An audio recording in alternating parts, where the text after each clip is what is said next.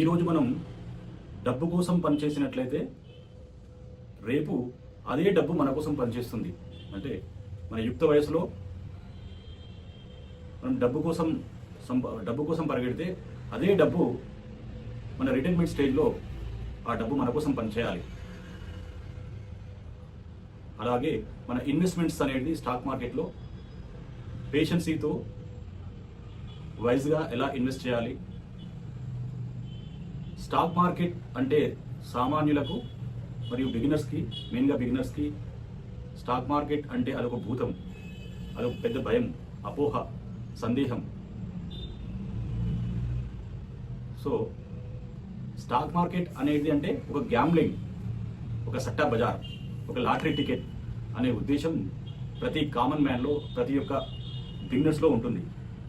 So ఈరోజు మనం వీడియోలో స్టాక్ మార్కెట్ గురించి యాక్చువల్ రియాలిటీ ఏంటి, దానిలో ఉన్నటువంటి కాన్సెప్ట్, సబ్జెక్టు, మనం సిస్టమేటిక్గా, పేషెన్సీగా ఎస్ఐపి పవర్ఫుల్ కాంపౌండింగ్ ద్వారా మన రాబోయే తరాలకు, మన భవిష్యత్తు తరాలకు వెల్త్ని ఎలా క్రియేట్ చేసుకోవాలో ఈ వీడియోలో క్లుప్తంగా డిస్కస్ చేద్దాం. ముఖ్యంగా ఏంటంటే దయచేసి ఈ వీడియో మార్కెట్ గురించి పూర్తిగా అవగాహన ఉన్నవారికి మరియు ఎక్స్పర్ట్స్కి ఏమాత్రం ఉద్దేశించింది కాదు. దయచేసి వారు ఈ వీడియోను చూసినట్లయితే వారి సమయం వృధా అవుతుంది అనుకుంటే దయచేసి స్కిప్ చేయగలరు, అన్యథా భావించకూడదు.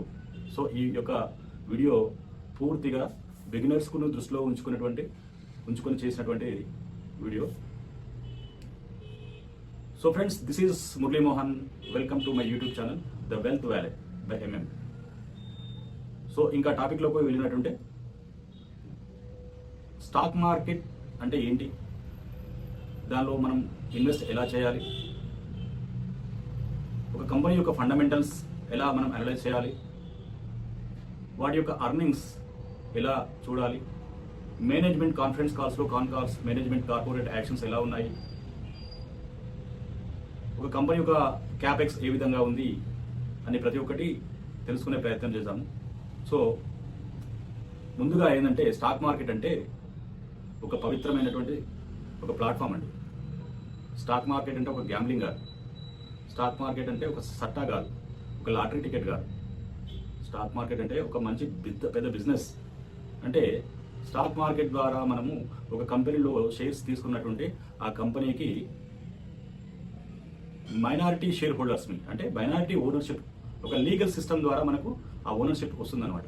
సో స్టాక్ మార్కెట్ అంటే legal system, it is not a gambling. అంటే ఆ యొక్క కంపెనీ యొక్క అర్నింగ్స్లో, అభివృద్ధిలో మనం కూడా భాగస్వాములం అవుతున్నాము అని స్టాక్ మార్కెట్ చెప్తుంది. సో స్టాక్ మార్కెట్ అంటే గ్యాంబ్లింగ్ అని ఎందుకు మీకు ఆ ఉద్దేశం అంటే, ఇది ప్రతి ఒక్కరిలో సందేహం ఏంటంటే అది నివృత్తి చేయాలని చెప్పేసి నా యొక్క ఈ వీడియో ఉద్దేశం, నా యొక్క ప్రయత్నము. సో దయచేసి ఈ వీడియోను పూర్తిగా చూడండి, స్కిప్ చేయకుండా. మెయిన్లీ బిగినర్స్ మాత్రం స్కిప్ చేయకుండా వీడియోని ఎండ్ వరకు చూడండి. ఈ వీడియో ఎండ్ చివరిలో కొన్ని క్వశ్చన్స్ నేను అడుగుతాను. ఆ క్వశ్చన్స్ దయచేసి ఓపికగా చూసి ఆ వీడియో ఎండింగ్లో క్వశ్చన్స్ అడిగే వాటికి దయచేసి సమాధానాలు చెప్పండి. ఓకేనా ఫ్రెండ్స్? సో ఇంకా ఇప్పుడు రిలయన్స్ ఇండస్ట్రీస్ ఉంది, హెచ్డిఎఫ్సి బ్యాంక్ ఉంది, టీసీఎస్ ఉంది, ఇన్ఫోసిస్ ఉంది. గొప్ప కంపెనీస్ మన ఇండియన్ స్టాక్ మార్కెట్లో లీస్ట్ అయినవి. అంటే వాళ్ళంతా గ్యాంబ్లింగ్ చేస్తున్నారా, సట్టా చేస్తున్నారా, లేదా లాటరీ టికెట్లు అమ్ముతున్నారా? వాళ్ళు కాదండి. వాళ్ళు మన ఇండియన్ ఎకానమీకి స్టాటికల్ స్టిమ్యులస్, అంటే ఒక ఎకానమీ ఇంజన్కి, ఎకానమీ గ్రోత్కి ఇంజన్స్ లాంటి వాళ్ళు. అంటే మన ఇండియా ఎకానమీ స్ట్రాంగ్గా, ఎకానమికల్గా, స్టాటిస్టికల్గా బలపడుతుంది, ఇంతమందికి ఎంప్లాయ్మెంట్ జనరేట్ చేస్తుంది. సో కొన్ని లక్షల మంది వారి వల్ల ఉపాధి పొందుతున్నారు. అంటే అది మార్కెట్ క్యాపిటలైజేషన్ ఎంత, వారు చేసే బిజినెస్ ఏంటి, ఆ బిజినెస్లో మనం కూడా భాగస్వాములం కావచ్చు అనే విధంగానే stock market. So large cap market capitalization ఎంత వాళ్ళది ఇవాళ? టీసీఎస్ ఒక 20 years బ్యాక్ ఎంత, ఇప్పుడు ఎంత? HDFC bank, Bajaj finance.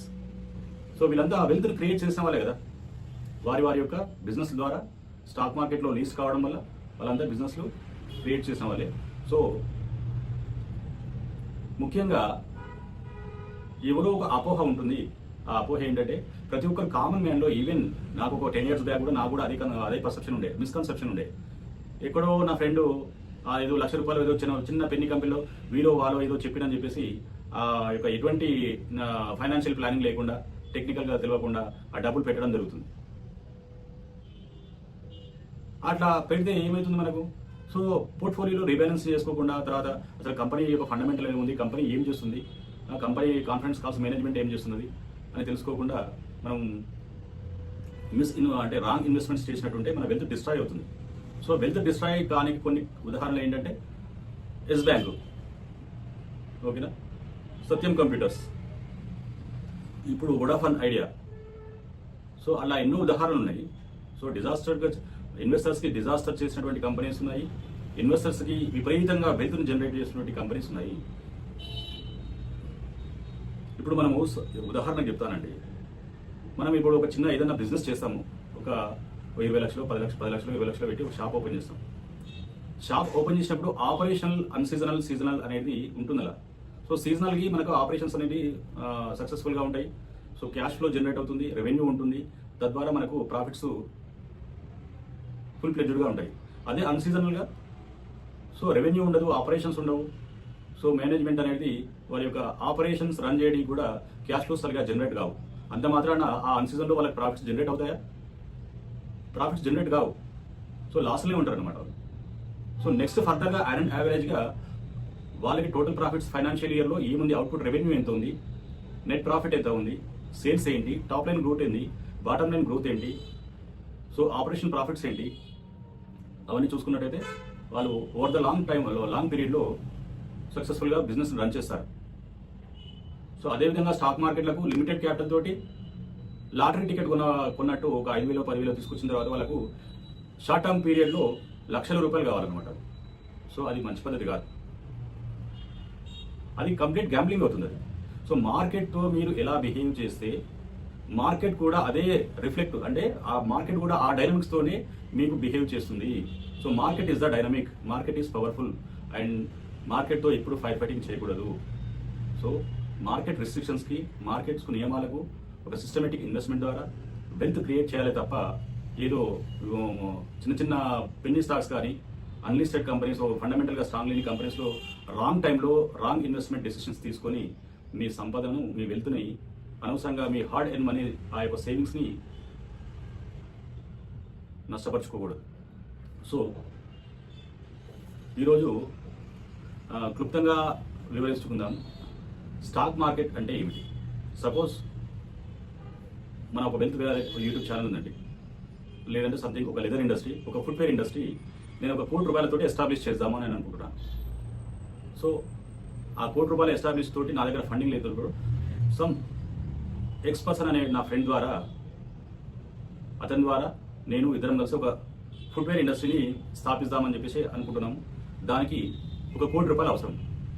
ఆ ₹1,00,00,000 అవసరం ఉన్నప్పుడు నా యొక్క 60 లక్షలు, మా ఫ్రెండ్ యొక్క 40 లక్షలు అనుకుందాం. సో మొత్తం కలిపితే ₹1,00,00,000. ఈ ₹1,00,00,000ని మనము సమ్ ఫేస్ వాల్యూ తోటి డివైడ్ చేద్దాం. సపోజ్ ఎగ్జాంపుల్ ఫేస్ వాల్యూ ₹10 అనుకుందాం. 10 రూపీస్ అనుకున్నట్టయితే మన యొక్క కంపెనీ షేర్స్ ఎన్ని అవుతున్నాయి? ఆటోమేటిక్గా 1,00,000 షేర్స్. సో ఆ 1,00,000 షేర్స్లో నా యొక్క పెట్టుబడి 60 లక్షలు కాబట్టి 60%, నా యొక్క ఫ్రెండ్ పెట్టుబడి 40 లక్షలు కాబట్టి అతని 40%. సో 60% ప్రమోటర్ని నేనైతే, 40% ప్రమోటరు నా యొక్క ఫ్రెండ్. ఈ విధంగా ఒక కంపెనీని ఎస్టాబ్లిష్ చేస్తూ over the period of time company బాగా నడిచింది, కంపెనీ గ్రోత్ బాగున్నది, కంపెనీ ఫండమెంటల్గా స్ట్రాంగ్ అయింది, కంపెనీ లాభాల బాటలో ఉంది అని అనుకుందాం ఎగ్జాంపుల్.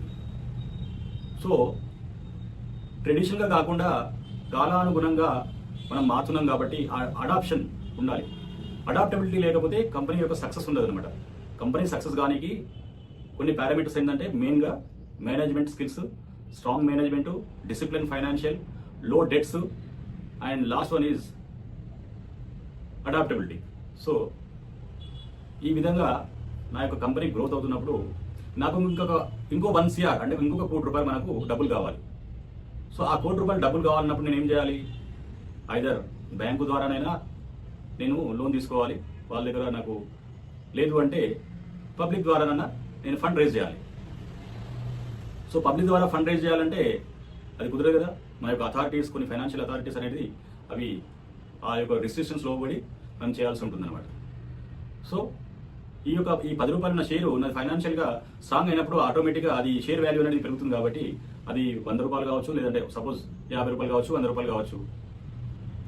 ఆ 100 రూపాయలు ఉన్నటువంటి షేర్స్ ఇవ్వాలని అది ₹1 కోటి ఉన్నటువంటి ₹1 కోటి ఓవర్ ద పీరియడ్ ఆఫ్ టైంలో అంటే ఆల్మోస్ట్ 10 టైమ్స్ గ్రోత్ అయింది. 10 టైమ్స్ అంటే ₹10 కోట్ల. అది నాది అప్పుడు మార్కెట్ క్యాపిటలైజేషన్ ₹10 కోట్ల వర్త్ అనమాట. సో దానిలో 60 + 40% అంటే 100% అన్నప్పుడు నేను దాన్ని ఒక 30% డైల్యూట్ చేద్దాము. ఆ 30% వాటాను నేను అమ్ముతున్నాను. సో 30% అంటే ఒక 3 కోట్లు అంటే నీ క్యాపిటల్ రిక్వైర్మెంట్ బట్టి సో ₹3 కోట్ల మనము మార్కెట్ ద్వారా ఫండ్ రేజ్ చేస్తాం. అంటే ఈ మార్కెట్ ద్వారా ఫండ్ రేజ్ చేస్తే మన పెద్దన ఒప్పుకోడు కదా. ఎవరా పెద్దన? SEBI, security exchange bureau of India. సెబీని ఎవరిని అపాయింట్ చేస్తుందంటే central government of India. So SEBI అనేది ఒక లీగల్ సిస్టమ్ అండి. సెబీ ఏం చేస్తుంది, దాని యొక్క పరిధి ఏంటంటే స్టాక్ మార్కెట్ని కంట్రోల్ చేయడం, రెగ్యులేట్ చేయడం, స్టాక్ మార్కెట్లో వివిధ కంపెనీల పర్ఫార్మెన్స్ను అంటే మనీ లాండరింగ్ ఏమైనా అవుతుందా, ఆ యొక్క కంపెనీలో లేదంటే ఆ స్టాక్ మార్కెట్లో షేర్లో ఏమైనా మ్యానిపులేషన్ జరుగుతుందా, లేదంటే మేనేజ్మెంట్లో ఏమైనా ఫ్రాడ్ జరుగుతుందా అనేటువంటి నిఘా వేస్తుంది అనమాట. సో మెయిన్గా ఏంటంటే సెబీ ఇన్వెస్టర్స్ భద్రతను ఎలా కాపాడాలో అనే విధంగా సెబీ కట్టుబడి అది మొబిలైజ్ ఉంటుంది సెబీ. సో ఇక్కడ ఇనిషియల్ పబ్లిక్ ఆఫర్ అనే సిస్టమ్ ద్వారా మనము ఆ ఫండ్ రేజ్ చేస్తున్నాం. ఫండ్ రేజ్ చేస్తున్నామంటే మన యొక్క కంపెనీ యొక్క డ్రాఫ్ట్ను సబ్మిట్ చేయాల్సి ఉంటుంది. ఎవరికి? సెబీకి. ఆ సెబీ మన యొక్క డ్రాఫ్ట్ను సబ్మిట్ చేసినప్పుడు క్షుణ్ణంగా పరిశీలించిన తర్వాత ఒకవేళ కంపెనీ మనం దేనికోసం ఏ ఉద్దేశంతో మార్కెట్ క్యాపెక్స్ చేస్తున్నాము, అది సరైన ఉద్దేశమేనా కాదా, లేదంటే వాళ్ళకి పబ్లిక్ నుంచి డబ్బు తీసుకొని మనం మిస్లీడ్ చేస్తున్నారా, అటువంటి ఒక సంథింగ్ స్పెషల్ అథారిటీ మొత్తం టోటల్గా ఇన్వెస్టిగేషన్ చేసిన తర్వాత వాళ్ళకి ఏమైనా కన్సర్న్స్ ఉంటే, వాళ్ళకి ఏమైనా ఆబ్జెక్షన్స్ ఉంటే మళ్ళీ కంపెనీకి తెలుపుతుంది. సో ఆబ్జెక్షన్స్ ఉన్నాయి కాబట్టి అవి మీరు ఫుల్ఫిల్ చేయాలంటే సో వీళ్ళు మళ్ళీ అది ఏదైతే డ్రాఫ్ట్ను సబ్మిట్ చేశారో ఆ డ్రాఫ్ట్ని రివైజ్ చేసుకున్న తర్వాత మళ్ళీ రీసబ్మిట్ చేసిన తర్వాత వాళ్ళు సాటిస్ఫై అయితే వాళ్ళు అప్రూవల్ ఇస్తారు. అప్రూవల్ ఇచ్చిన తర్వాత వాళ్ళు ఐపీఓకి వచ్చి సో మనీ రేజ్ చేసిన తర్వాత ఒకవేళ ప్రైమరీ మార్కెట్లో మనము ఇనిషియల్ పబ్లిక్ ఆఫర్లో ఆ ప్రైమరీ మార్కెట్లో ఆ షేర్స్ మనకు అలొకేషన్ అయినట్టుంటే డీమ్యాట్ అకౌంట్ ద్వారా అంటే ప్రతి ఒక్క ఇన్వెస్టర్ కూడా ఆ యొక్క కంపెనీలో ఇన్వెస్ట్మెంట్ ఐపీఓ ద్వారా మనం ఇన్వెస్ట్మెంట్ చేద్దాము ప్రైమరీ మార్కెట్లో అనుకుంటే ప్రతి ఒక్కరికి ఒక trading account and demat account. So సైమల్టేనియస్గా మనం ఎప్పుడైనా బ్రోకర్ ద్వారా ఇప్పుడు సపోజ్ యాంజల్ కానీ జిరోదా కానీ అప్స్టాక్స్ కానీ గ్రో యాప్స్ కానీ సో దానిలో డిస్కౌంట్స్ బ్రోకర్స్ ఉన్నారు, ప్రీమియం బ్రోకర్స్ ఉన్నారు, ట్రెడిషనల్ బ్రోకర్స్ ఉన్నారు, విధాలుగా బ్రోకర్స్ ఉన్నారు. అప్పుడు మనం అకౌంట్ ఓపెన్ చేసేటప్పుడే trading account as it is demat account open చేస్తాము. సో ఈ డీమ్యాట్ అకౌంట్ ఎక్కడ ఉంటుందంటే CDSL and NSDL. So NSI collaborated with NSDL and BSc అనేది సిడిఎస్ఎల్ దగ్గర ఉంటుంది.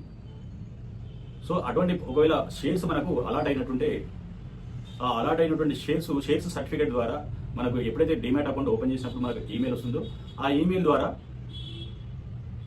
షేర్స్ సర్టిఫికేట్స్ అనేది ఇవ్వడం జరుగుతుంది. అప్పుడు మనము ఆ కంపెనీకి ఓనర్స్ కావచ్చు అనమాట. సో ఈ విధంగా స్టాక్ మార్కెట్లో మనము డైవర్సిఫైడ్గా మన యొక్క సేవింగ్స్ని పోర్ట్ఫోలియోలో ఇన్వెస్ట్మెంట్ చేసినట్లయితే రాబోయే తరాలకు ఆర్థిక స్వేచ్ఛను ఇవ్వడం అనేది జరుగుతుంది.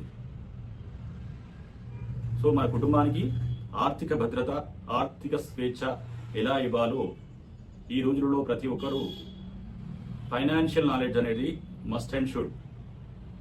సో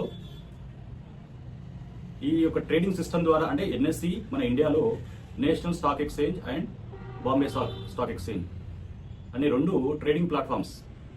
సో ఈ ఎలక్ట్రానిక్ సిస్టమ్ ద్వారా మనము సెకండరీ మార్కెట్లో మనము ఈ ట్రేడ్ అన్నమాట మనం బై అండ్ సెల్ షేర్స్ అనేది బై అండ్ సెల్ చేయవచ్చు.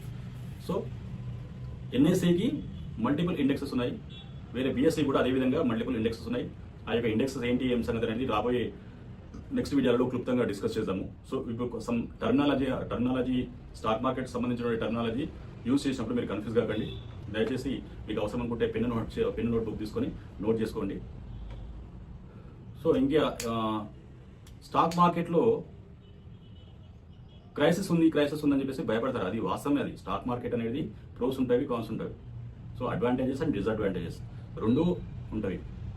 సో మనం ఒక ఫైనాన్షియల్ ప్లానర్ ద్వారా ఫైనాన్షియల్ అవేర్నెస్ లేకుండా, ఫైనాన్షియల్ నాలెడ్జ్ లేకుండా మనం ఇన్వెస్ట్ చేస్తుంటే మన వెల్త్ డిస్ట్రాయ్ అవుతుంది. అంతేందుకండి, ఇప్పుడు మన ఫైనాన్షియల్ గోల్ ఎలా ఇప్పుడు మనము ఒక ఏదైనా గమ్యస్థానానికి మనం ప్రయాణిస్తాం అనుకున్నప్పుడు మన ఆ గమ్యస్థానానికి చేరుకోవాలనుకుంటే ఆ రూట్ మ్యాప్ అనేది మనకు ఆల్రెడీ ప్లాన్ ఉండాలి. సో తెలియాలి ఎలా పోవాలి అని చెప్పేసి తెలియాలి. లేదు అంటే అదేదో బ్లైండ్గా మనం జర్నీ చేసినట్టుంటే మనం గమ్యస్థానం ఎక్కడ చేరుకోలేం కదా.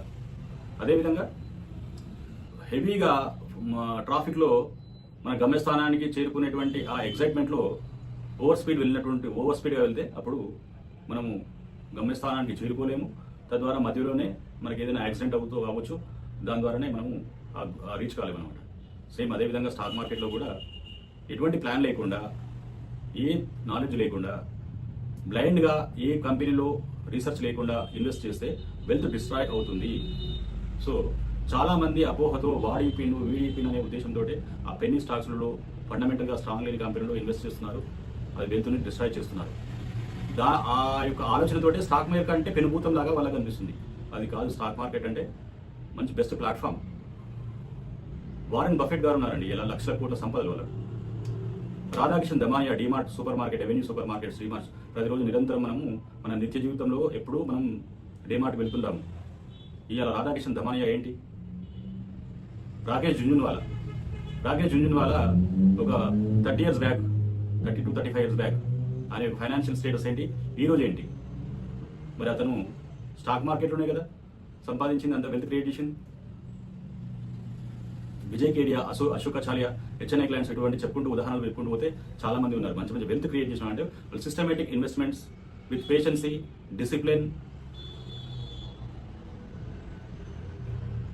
అలా ఇన్వెస్ట్మెంట్ చేశారు కాబట్టి అలా వెల్త్ను జనరేట్ చేశారు. సో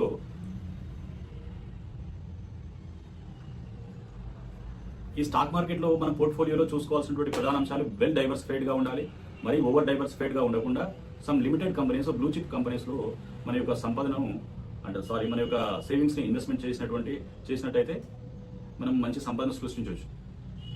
డైలీగా మనము ప్రొఫెషనల్స్ ఉన్నారు, వాళ్ళకి టైం లేదు, వాళ్ళకి మ్యూచువల్ ఫండ్స్ ద్వారా వెళ్ళండి, ఈటీఎఫ్స్ ద్వారా వెళ్ళండి.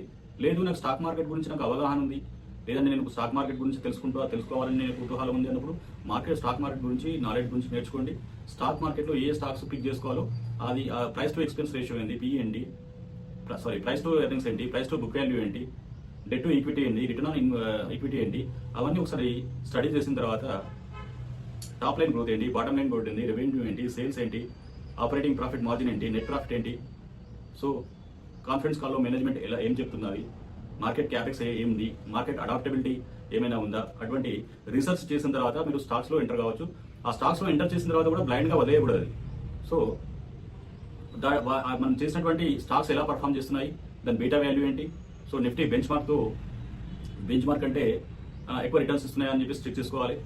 లేదంటే మ్యూచువల్ ఫండ్స్లో ఎస్ఐపి ద్వారా, సిస్టమేటిక్ ఇన్వెస్ట్మెంట్ ప్లాన్ ద్వారా వెళ్ళినట్లయితే మీకు ఇవన్నీ ఎక్స్పెన్స్ రేషియో కాస్త కొంచెం ఎక్కువైనా పర్లేదు అనుకుంటే మ్యూచువల్ ఫండ్స్ ద్వారా వెళ్ళొచ్చు. లేదంటే ఈటీఎఫ్స్ వెళ్ళండి. ఈటీఎఫ్స్ అయితే మీకు ఈటీఎఫ్స్ అంటే it is a bucket of number of various sectorial stocks అనమాట. సో అవి ఈటీఎఫ్స్ అంటే ETFs and nothing but stocks అనమాట. అవి స్టాక్స్ ఎలా ట్రేడ్ అవుతాయో ఈటీఎఫ్స్ కూడా నేషనల్ స్టాక్ ఎక్స్చేంజ్, ఎన్ఎస్సీలో, బీఎస్సీలో అలా ట్రేడ్ అవుతాయి.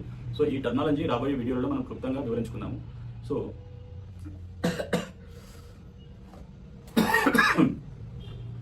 సో మార్కెట్లో 2 రకాల మనుషులు ఉంటారండి. సైకాలజీ అనేది కీ రోల్ ప్లే చేస్తుంది. సైకాలజీ ద్వారా ఎవరైతే దృఢంగా ఉంటారో వాళ్ళు వెల్త్ జనరేట్ చేస్తారు. పేషెన్సీగా ఇన్వెస్ట్మెంట్ చేస్తూ సైకలాజికల్గా స్ట్రాంగ్ ఎవరైతే ఉంటారో వాళ్ళు వెల్త్ రాబోయే తరాలకు మంచి భవిష్యత్తును ఇచ్చిన వారు అవుతారు. సిస్టమేటిక్గా ఇన్వెస్ట్మెంట్ చేస్తూ వెల్త్ క్రియేట్ చేసే వాళ్ళైతే ఒకరైతే, రెండో వ్యక్తులు ఎవరంటే షార్ట్ టైంలో ప్రాఫిట్స్ కావాలి, ట్రేడర్స్ ఉంటారు అనమాట. సో ఆ ట్రేడర్స్ షార్ట్ టర్మ్ ప్రాఫిట్స్ కోసం అని చెప్పేసి కుతూహలంగా ఓవర్ ట్రేడింగ్ చేసి వాళ్ళ వెల్త్ అనేది డిస్ట్రాయ్ చేసుకుంటారు. సో వీటికి పోర్ట్ఫోలియో బిల్డ్ చేసినప్పుడు ఫ్యూచర్ అండ్ ఆప్షన్స్ అంటే ఎఫ్ఎన్ఓ ద్వారా హెడ్జింగ్ ఎలా చేయాలి, మన పోర్ట్ఫోలియోకి భద్రతను మనం ఇన్సూరెన్స్ అంటే F&O is nothing but hedging అనమాట. ఫ్యూచర్ అండ్ ఆప్షన్స్ అనేది హెడ్జింగ్ కోసమే డెవలప్ చేయబడింది, దానికి డిజైన్ చేయబడింది. సో రాను రాను ఏమైందంటే ఎఫ్ఎన్ఓ ట్రేడింగ్లో స్పెక్యులేషన్స్ అయిపోయినాయి. హెడ్జెస్ కంటే ఎక్కువ స్పెక్యులేట్ చేస్తున్నారు, మార్కెట్ని మ్యానిపులేట్ చేస్తున్నారు అనమాట. సో మన పోర్ట్ఫోలియోని ఏ విధంగా ఫ్యూచర్ అండ్ ఆప్షన్స్ ద్వారా ఎలా హెడ్జ్ చేసుకోవాలనే విషయం కూడా మనం తద్వారా చర్చించుకుందాము. ఇంకోటి, టైటన్ ఒక 10 years బ్యాక్ ఎంత ఉండే దాని యొక్క share price 320 or 26 something 10 years back. So ఇప్పుడు ఎంత ట్రేడ్ అవుతుంది అది ఒకసారి చూడండి, ఒకసారి హోంవర్క్ చేయండి, నేను చెప్తాను హోంవర్క్ చేయండి, ఓకేనా. టైటన్ అనేది ఈరోజు ఎంత ఉంది ప్రైస్? 10 years బ్యాక్ 320 ఉంది, బట్ ఇప్పుడు ఎంత ఉంది అని ఒకసారి హోంవర్క్ చేయండి మీరు, ఓకేనా. హెచ్డిఎఫ్సి బ్యాంక్ 10 years బ్యాక్ 250 రూపాయలు, ఇవాళ 920, 900, 920 నడుస్తుంది. మారుతి సుజుకి 10 years బ్యాక్ 4000 రూపాయలు, ఈరోజు 15,500 సంథింగ్ ఉన్నది. ఎన్ని టైమ్స్ జనరేట్ చేసింది చూడండి, పేషెన్స్గా ఇన్వెస్ట్ చేస్తుంటే. అదేవిధంగా Bajaj finance 10 years back 60 rupees దాని ప్రైస్, ఇవాళ 1020 సమ్ చేంజ్, అంటే ఆల్మోస్ట్ 15 టైమ్స్ వెల్త్ జనరేట్ చేసింది. అలా కంపెనీస్లో వైజ్గా మనం ఇన్వెస్ట్ చేసినట్టుంటే వెల్త్ క్రియేట్ చేయవచ్చు. మల్టిపుల్ స్టాక్స్లో కాకుండా మ్యూచువల్ ఫండ్స్ ద్వారా లార్జ్ క్యాప్స్ కానీ, మిడ్ క్యాప్స్ కానీ, స్మాల్ క్యాప్స్ కానీ, లేదంటే డెట్ ఫండ్స్లో కానీ అలొకేట్ చేసుకున్నట్టుంటే మీ యొక్క పోర్ట్ఫోలియో అనేది డైవర్సిఫై అవుతుంది. సో ఇక్కడ కొన్ని ఉదాహరణలు మనం మాట్లాడుకుందాం. స్టాక్ మార్కెట్లో జరిగేది నిత్యంగా మామూలుగా మన రియాలిటీ లైఫ్లో కొన్ని బిజినెస్ చూస్తుంటాము, వాళ్ళు దివాళా తీసారు, వీళ్ళు దివాళా తీసారు అని. స్టాక్ మార్కెట్లో ఒకటే ఒక దివాళా ఉండదండి. మామూలుగా మన జనరల్గా లైఫ్లో కూడా దివాళా ఏదో తీసిన దుకాణాలు లేకపోతే వాళ్ళ బిజినెస్లో క్లోజ్ చేసిన ఎన్నో ఉంటాయి అట్లా. కానీ అవన్నీ ఎవరు డిస్కస్ చేయరు.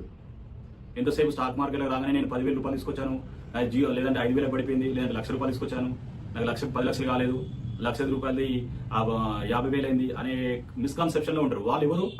షార్ట్ టర్మ్ ట్రేడర్స్, లేదంటే పెన్నీ స్టాక్స్, ఫండమెంటల్గా లేనిటువంటి స్టాక్స్లో without knowledge wrong time investment చేసిన వాళ్ళే. వాళ్ళ యొక్క ఆ మైండ్లో ఆ పర్సెప్షన్ అనేది అలాగే ఉండిపోతుంది. సో అదేవిధంగా మనకు ప్రతి నిత్యంలో బజార్లలో ఉండేటువంటి బిజినెస్లో ఎలా దివాలా ఇస్తాయో ఈ స్టాక్ మార్కెట్లో కూడా అడ్వాంటేజెస్, డిసడ్వాంటేజెస్ ఉంటాయి. సపోజ్ ఎగ్జాంపుల్, ఇప్పుడు మనం వెల్త్ జనరేట్ చేసినటువంటి కంపెనీలు చెప్పుకున్నాము. ఉదాహరణకు హెచ్డిఎఫ్సి బ్యాంక్ కానీ, రిలయన్స్ ఇండస్ట్రీస్ కానీ, బజాజ్ ఫినాన్స్ కానీ, మారుతి సుజుకి కానీ, ఇటువంటి top most company MRF tyre కానీ. ఎంఆర్ఎఫ్ ఎంత ఉందండి ఇప్పుడు, ఎంత ఉందని ప్రైస్? అటువంటి ఎన్నో మంచి మంచి మహా గొప్ప కంపెనీలు ఉన్నాయి మన ఇండియన్ స్టాక్ మార్కెట్లో. మెయిన్గా ఏంటంటే మన ఇండియా అనేది ఎకనామికల్గా గ్రోత్ అవుతున్న అటువంటి country. Young generation, dynamic generation మన దగ్గర ఉంది కాబట్టి రాబోయే 10 to 20 years వరకు మన ఎకానమీకి ఎటువంటి డోకా లేదు. So western countries already developed, వాళ్ళకి ఆల్రెడీ సాచురేషన్ వచ్చింది. ఆ డెవలప్మెంట్ అనేది స్లో గ్రోత్ ఉంటుంది. మన ఇండియా అటువంటి కాదు. మన ఇండియాలో యూత్ డైనమిక్, కష్టపడే వాళ్ళు ఎక్కువ ఉన్నారు. సో మా అడాప్టబిలిటీ ఉన్నది, టెక్నాలజీ ఇన్నోవేషన్స్ జరుగుతున్నాయి, మార్కెట్ క్యాపిటలైజేషన్ జరుగుతుంది, మార్కెట్ క్యాపెక్స్ జరుగుతున్నాయి. దానికి విధంగా మన యొక్క గవర్నమెంట్ కూడా ఎన్ని సహాయ సహకారాలు అందిస్తుంది. కాబట్టి రాబోయే 10-20 years వరకు కూడా మన యొక్క ఎకానమీ అనేది స్ట్రాంగ్గా ఉంటుందని చెప్పుకోవడానికి మన ఇండియన్ స్టాక్ మార్కెటే ఉదాహరణ. సో దీనిలో స్టాక్ మార్కెట్లో ప్రమోటర్స్ ఉంటారు, మళ్ళాంటి రిటైలర్స్ ఉంటారు, అదేవిధంగా FIs, DIs, HNI clients, foreign institutional investors, domestic institutional investors, high net worth individuals. So FIs అంటే వాళ్ళ యొక్క ఫారిన్ ఇన్వెస్టర్స్ ఎవరైతే ఉంటారో మన ఇండియన్ మార్కెట్లో కొన్ని లక్షల కోట్ల రూపాయలు ఇవాళ ఇన్వెస్ట్ చేయడం వల్ల మన యొక్క ఇండియన్ ఎకానమీ చాలా స్టైలిష్గా డెవలప్ అవుతుంది. అదేవిధంగా డిఐఎస్ అంటే అసెట్ మేనేజ్మెంట్ కంపెనీస్, అంటే మ్యూచువల్ ఫండ్స్ కానీ, లేదంటే ఇన్సూరెన్స్ కంపెనీస్ కానీ, లేదంటే పిఎఫ్ గవర్నమెంట్ అథారిటీస్ కానీ, వీళ్ళంతా డిఐఎస్. వీళ్ళు కూడా డిఎస్ అంటే మనలాంటి రిటైలర్స్, ఇన్వెస్టర్స్ ఎస్ఐపి ద్వారా మ్యూచువల్ ఫండ్స్లో ఇన్వెస్ట్మెంట్ చేస్తున్నటువంటి డిఎస్ సంథింగ్. ఇప్పుడు మోతిలాల్ ఓస్వాల్ కానీ, లేదంటే హెచ్డిఎఫ్సి, ఐసిఐసిఐ బ్యాంక్, వాళ్ళ యొక్క ఏఎంసీ కంపెనీస్ కానటువంటి, లేదంటే నిపాన్ ఇండియా సంథింగ్, ఇట్లా ఉదాహరణ చెప్పుకుంటూ పోతే ఇవాళ ఎస్ఐపి సిస్టమ్ అనేది ఎంత స్ట్రాంగ్ ఉంది మన ఇండియాలో అంటే అసలు చెప్పుకోలేము అనమాట. ఒకసారి డేటా తీస్తే మళ్ళీ నేను నెక్స్ట్ రాబోయే వీడియోలో చెప్తాను. ఆ ఎస్ఐపి పవర్ఫుల్గా చాలా ఫైనాన్షియల్ అవేర్నెస్ తోటి చాలా మంది ఇప్పుడు ఎస్ఐపి అనేది. సో మార్కెట్లో ఇంత స్ట్రాంగ్గా సెల్ ఆఫ్ ఎఫ్ఐఎస్ అనేది సెల్ ఆఫ్ వచ్చిన మార్కెట్ ఇంత నిలదొక్కుంది మన ఇండియన్ మార్కెట్ అంటే అది మెయిన్ మనలాంటి రిటైలర్స్ అంటే డిఐఎస్ డబ్బు వల్లనే అని చెప్పుకోవచ్చు. సో ఇక్కడ మనం కొన్ని ఉదాహరణలు తీసుకుందాం డిజాస్టర్ నుంచి. అవి ఏంటంటే ఫస్ట్ ఆఫ్ ఆల్ మనది ఫ్యూచర్స్ రిటైల్ అని చెప్పేసి బిగ్ బజార్ లాంటి సంస్థలు మనం విన్నాం.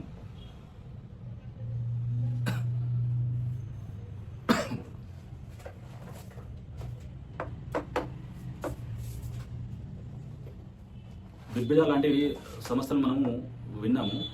అది ఎందుకు ఫెయిల్యూర్ అయింది? అది మిస్మేనేజ్మెంట్ వల్ల, హెవీ డెట్ వల్ల, లేదంటే వాళ్ళకి ఈ కామర్స్ ఆన్లైన్ వీక్నెస్ వల్ల, ఆన్లైన్ బిజినెస్ వీక్నెస్ వల్ల, మేనేజ్మెంట్స్ స్ట్రాంగ్ మేనేజ్మెంట్ లేకపోవడం వల్ల ఇవాళ ఫ్యూచర్ రిటైల్ బిగ్ బజార్ అనేది దివాలా తీసింది.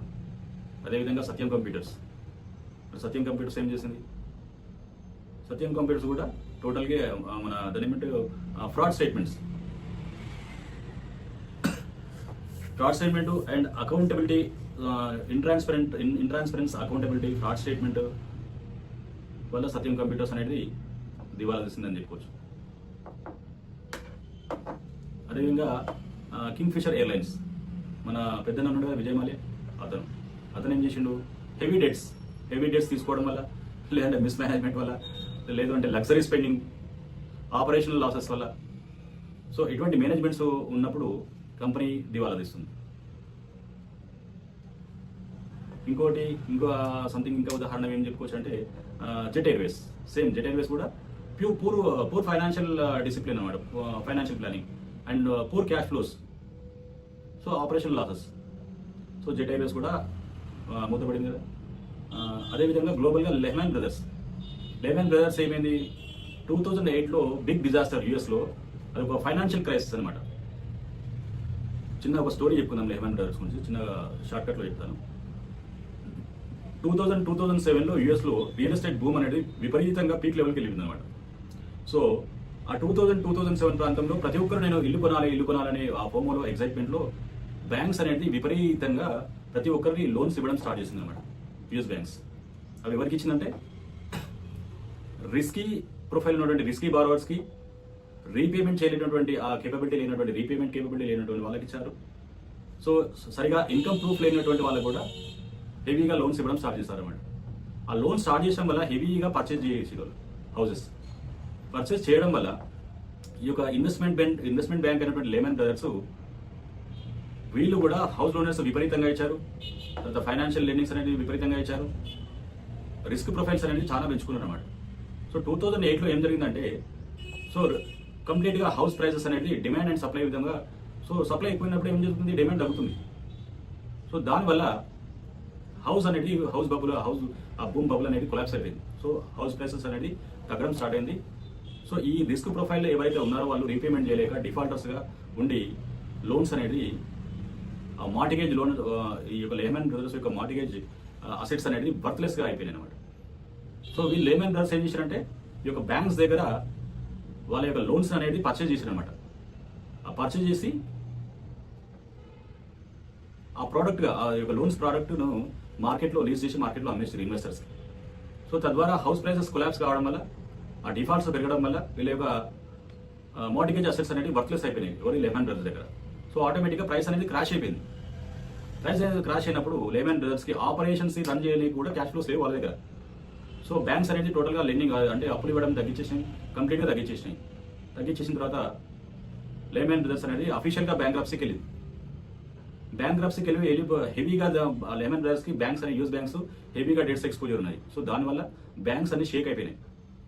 ఫైనాన్షియల్గా గ్లోబల్గా ఫైనాన్షియల్ క్రైసిస్ వచ్చిందనమాట. లక్షల మంది ఉద్యోగాలు లూజ్ అయిపోయారు అనమాట.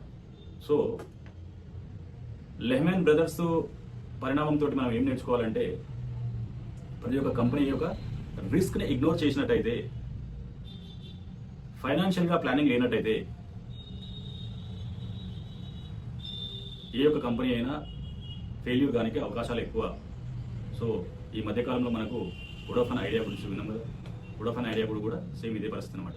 ఇంకోటి నోకియా అని కూడా చెప్పుకోవచ్చు. నోకియా కూడా ఏంటంటే అలా ఇన్నోవేషన్స్ డిలే ఇన్నోవేషన్స్, టెక్నాలజీ సరిగా అడాప్ట్ చేసుకోలేకపోవడం తొందరగా, దీని ద్వారా నోకియా సబ్స్క్రైబర్స్ అందరినీ కోల్పోవడం, దానివల్లనే నోకియా అనేది దెబ్బతిన్నది. ఇది ఒక పర్ఫెక్ట్ ఎగ్జాంపుల్ అనమాట. సో ఈ విధంగా మనము కొన్ని కంపెనీస్ కూడా కొలాప్స్ కావడం అనేటువంటి, అది ఫండమెంటల్గా మనం పోర్ట్ఫోలియోలో అది రెగ్యులర్గా మనము వాచ్ చేస్తుండాలి. రెగ్యులర్గా మనము మా స్టాక్ మార్కెట్ గురించి తెలుసుకుంటుండాలి. బ్లైండ్గా ఏ కంపెనీలో ఆ కంపెనీలో ప్రతి కంపెనీలో పేడ్ కాల్స్ తీసుకొని వీళ్ళు మల్టీ బ్యాగర్స్ అవుతుందని చెప్పేసి ఈ మధ్యకాలంలో మల్టీ బ్యాగర్ అనేది ఒక ఊతపదం అయిపోయింది.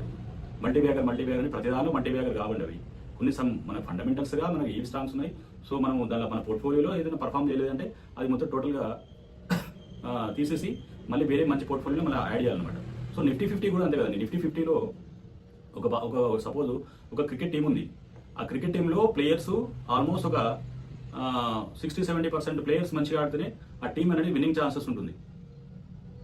సో ఏ ఒక్క ప్లేయర్ కూడా సరిగా ఆడకపోతే వాళ్ళ సో సెలక్షన్ కమిటీ ఏం చేస్తుంది, ఆ ప్లేయర్ అనేది డిస్ప్లేస్ చేసిన తర్వాత వేరే ప్లేయర్ని మళ్ళీ యాడ్ చేస్తుంది అనమాట.